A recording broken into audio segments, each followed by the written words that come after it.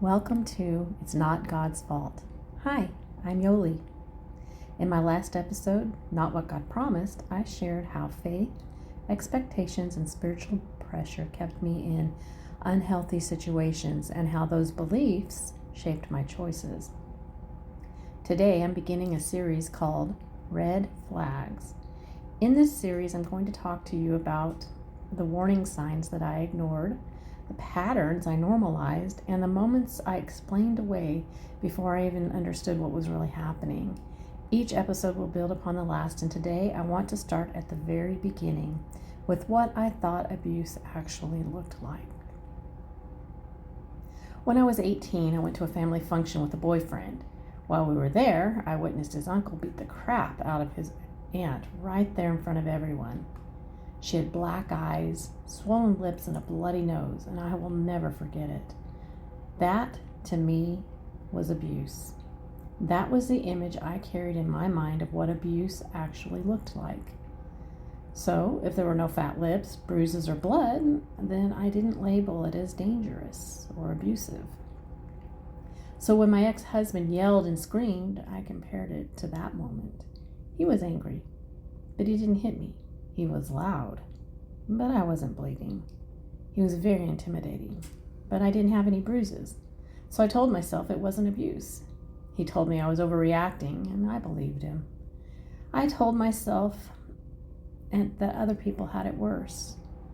And comparing him and what I was going through to that first abusive incident, that's what kept me stuck. No one told me what abuse really looked like. It looks like being afraid to speak.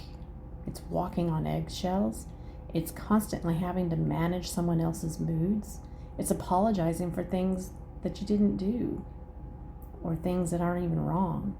It's feeling smaller over time and losing yourself. No one told me that fear without bruises is still fear, and you should never fear your partner.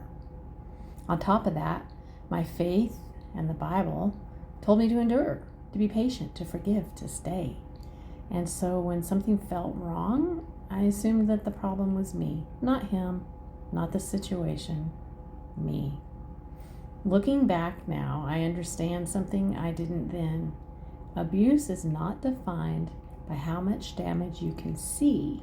It is defined by how much damage is caused. Let me say that again. Abuse is not defined by how much damage you can see. It is defined by how much damage is caused. It damages your peace, your confidence, your sense of safety, your sanity, your mental health. I was being harmed long before I was ever hit.